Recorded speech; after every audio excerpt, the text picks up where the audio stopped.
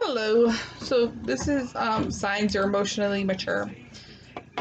Emotional maturity is the most important quality of a great relationships. Unfortunately, we don't pick it up simply by going through puberty. We have to practice it, learn it to heal our emotional pain, and slowly develop the character traits and allow us in our relationships to thrive. It's a long process, but the rewards, meaning happiness, joy, are all worth the effort. The question is, where are you in that journey right now? Last year, the School of Life published 26 suggestions on emotional maturity. Um, so there's 15 signs here to help you answer the question. Doing so will give you an idea of what you're good at and what you need to work on, and thus help you get the relationship you deserve. So what? You know what you think is not obvious to other people. Life is not Sims. There's no icon over your head telling others you're hungry, sad, angry, frustrated. You have to tell them. Two, you recognize your interpretations of what others say and do. Being angry is predicted on knowing on what the other person intended to say or do. Most of the time, we have no idea what the real reason is. We just assume we know, and then we get upset. What if instead we paused and took time to wonder, is this some truth or in their um, criticism? Do they just want to help me? Don't be so quick to judge, be generous with your interpretations. So, three, you realize you're wrong a lot and at times annoying. Hundreds of biases affect our thinking every day. Um, no one is right 100% of the time. No one is kind 100% of the time. Sometimes you and I and everyone else you know is wrong, stubborn, and a pain in the ass to be around. It's okay, just be aware of it, be generous, and letting people know I'm not fun when I'm hungry or I'm not sure when I'm right. Four, realizing we all fake it till we make it gives you true confidence. In one of his speeches, Alan Watts compares living our everyday lives to acting in a play.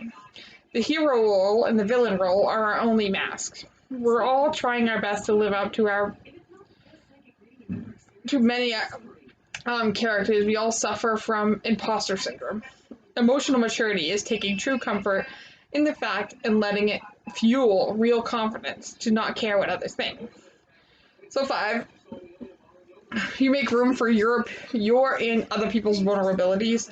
As you mature, you realize friendship is not only about good times, but about creating space to be vulnerable, and you offer that space to others by sharing your own troubles as well as listening to theirs. Six, you take comfort not in delusion, but in your ability to survive. One of the best friends once gave me a framed picture.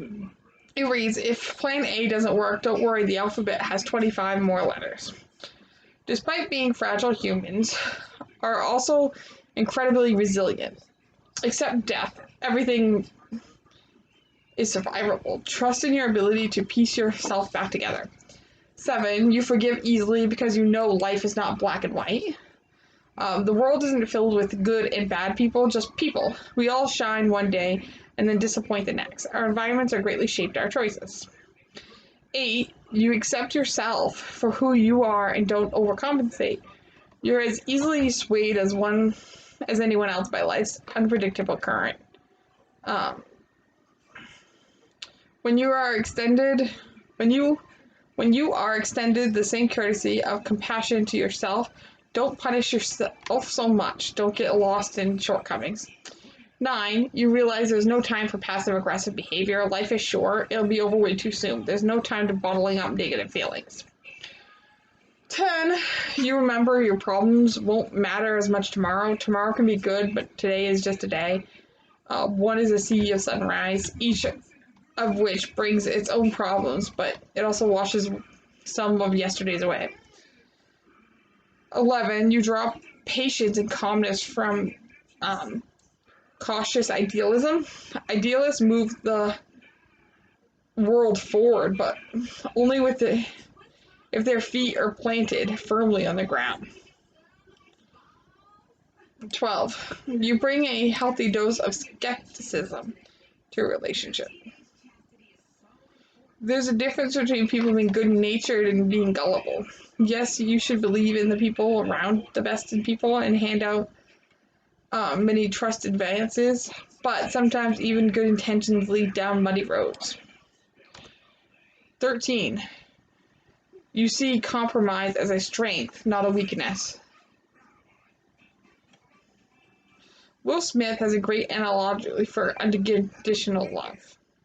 I think that the real paradigm for love is garden flower. The relationship that a garden has with a flower is the gardener wants the flower to be what the flower is designed to be, and not what the gardener wants the flower to be.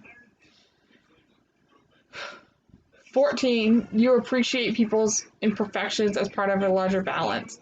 When you stop looking at life solely ideally in absolutes, you can begin to appreciate what's actually there.